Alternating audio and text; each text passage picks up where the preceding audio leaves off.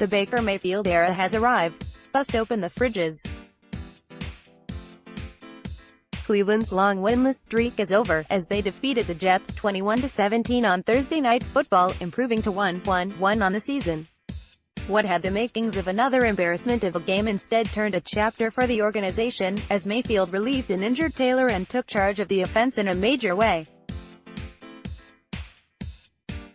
Let's recap the action. The Browns' first quarter was a pathetic showing on offense and special teams. QB Tyrod Taylo was 1 of 7 for 2 yards, and the play calling did not fool the Jets defenders whatsoever.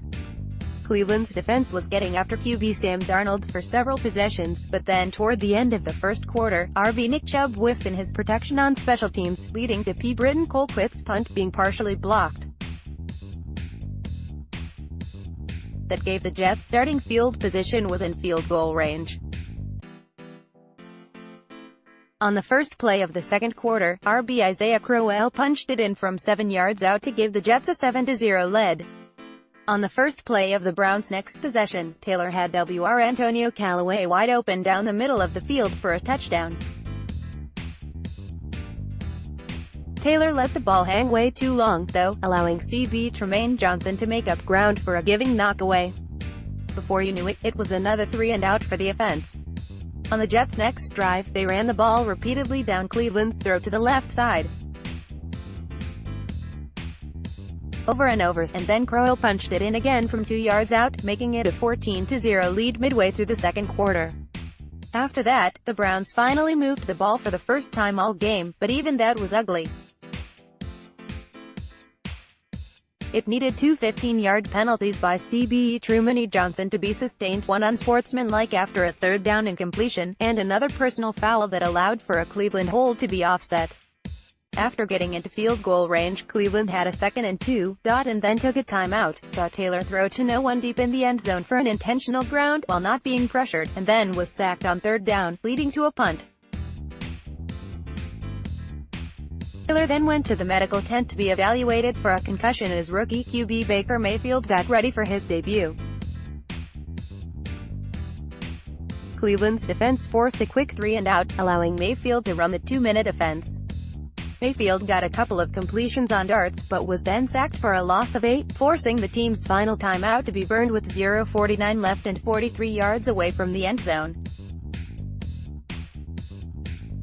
Another completion set the Browns up from 45 yards out, and Greg Joseph pushed a 45-yard field goal through the uprights to put the team on the board at 14-3. The Jets were unable to move the ball much to begin the third quarter, leading to a punt.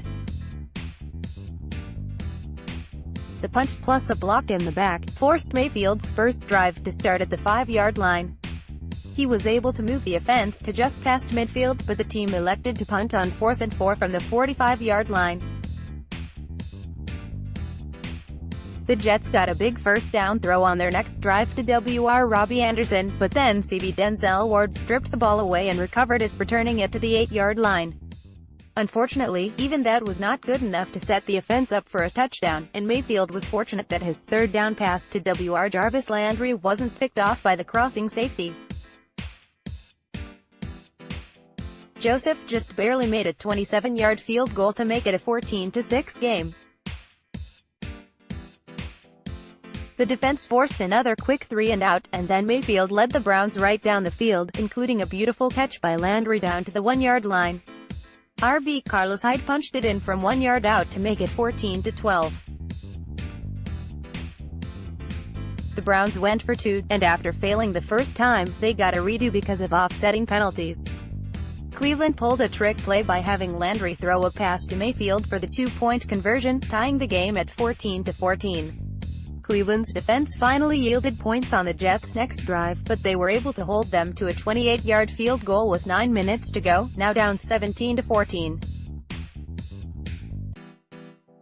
Mayfield then proceeded to put together a 6-minute drive, dropping dimes left and right to his receivers, to get the ball to 1st and goal at the 1-yard line. With 2:04 to go, Hyde punched it in again on 3rd down to give the Browns their first lead of the game. The extra point made it 21-17, now putting the game in the hands of the defense. The Jets faced a 4th and 10 in their own territory, and with all 3 timeouts, they still decided to go for it. An incredible catch at the marker by WR Jermaine Kearse extended the drive, but on the next play, LB Joe Schobert dove and intercepted Darnold, making up for his drop pick earlier in the game. Cleveland took over at the Jets' 43-yard line with 1:21 to go, but it wasn't over yet because New York still had all 3 timeouts remaining.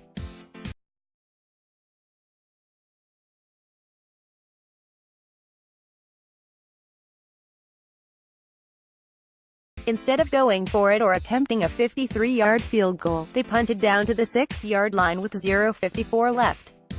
Darnold's first pass was a 25-yard completion to WR Terrell Pryor.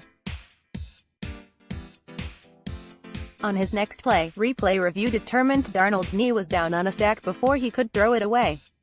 With 0:19 to go, Darnold's heave was picked off by CB Terrence Mitchell, sealing the win. Woo! Quick hitters QB Baker Mayfield, 17 of 23 for 201 yards. 1 rush, -1 yard.